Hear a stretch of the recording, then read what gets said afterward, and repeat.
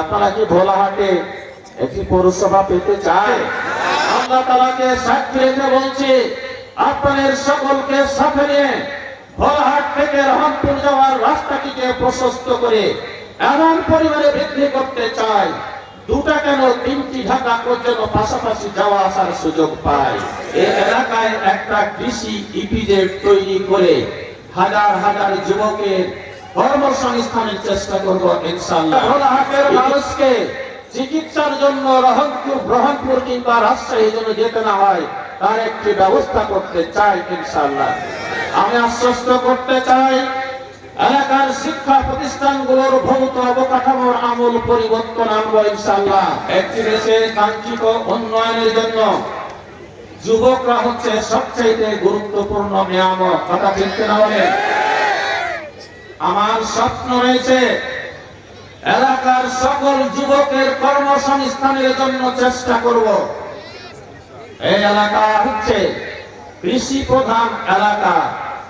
আমার পরিকল্পনা এই এলাকায় একটা কৃষি ইপিজেড তৈরি করে হাজার হাজার যুবকের কর্মসংস্থানের চেষ্টা করব ইনশাআল্লাহ। ইতিপূর্বে রাজনৈতিক দলগুলো এই যুবকদেরকে তাদের ক্ষমতায় যাওয়ার শ্রেণী হিসেবে ব্যবহার করেছে। আমরা বলতে চাই, যুবকদেরকে আমরা ক্ষমতায় যাওয়ার শ্রেণী হিসেবে নয়, এই দেশের দায়িত্ব আমরা যুবকদের হাতে তুলে দিতে চাই। এই যুবকদের হাতে বাংলাদেশকে তুলে দেওয়ার আগে এই দেশটাকে আগে একটু সংস্কার করতে হবে। সেই সংস্কারের নেতৃত্ব জামাত ইসলামী দিতে চাই। আর এই জন্যই যুবকদেরকে সামনে পেতে চাই, সাথে রাখতে চাই। যুবকদের আহ্বান করব, আশা করি তোমরা আমাদের সাথে থাকবে ইনশাআল্লাহ। আমার শর্ত রয়েছে, এই নির্বাচনী আসনের মধ্যে যতগুলো শিক্ষা প্রতিষ্ঠান আছে অধিকাংশ শিক্ষা প্রতিষ্ঠানে আমি গিয়েছি। দীর্ঘদিনের অনেক পুরাতন শিক্ষা প্রতিষ্ঠান হওয়া সত্ত্বেও তাদের ভৌত অবকাঠামো অত্যন্ত নাজুক পরিস্থিতিতে আছে। আমি আশ্বস্ত করতে চাই, এলাকার শিক্ষা প্রতিষ্ঠানগুলোর ভৌত অবকাঠামোর আমূল পরিবর্তন আনবো ইনশাআল্লাহ।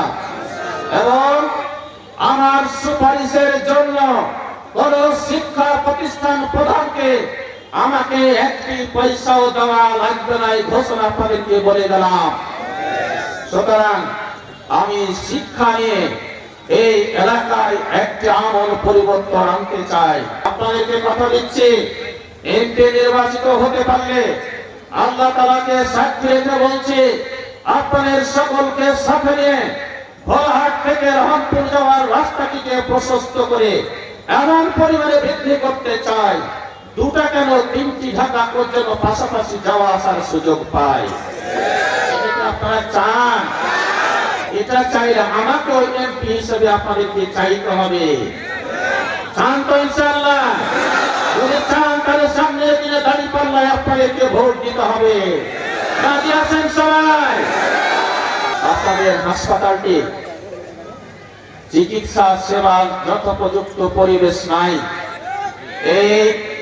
এই মেডিকেলটিকে 50 বেড থেকে 100 বেডে উন্নীত করতে চাই। ডাক্তারদের রাখতে চাই, যে সকল উপকরণ প্রয়োজন দিতে চাই। এলাকার ভোলাহাটের মানুষকে চিকিৎসার জন্য রহমপুর কিংবা রাজশাহী জন্য যেতে না হয় তার একটি ব্যবস্থা করতে চাই ইনশাআল্লাহ। প্রিয় ভাইরা আমার, আপনারা কি ভোলাহাটে একটি পৌরসভা পেতে চান? যদি চান, এমপি নির্বাচিত হলে আপনারা যদি অনুরোধ করেন আমাকে, ইনশাআল্লাহ ভোলাহাটকে একটি পৌরসভা উপহার দেওয়ার চেষ্টা করব।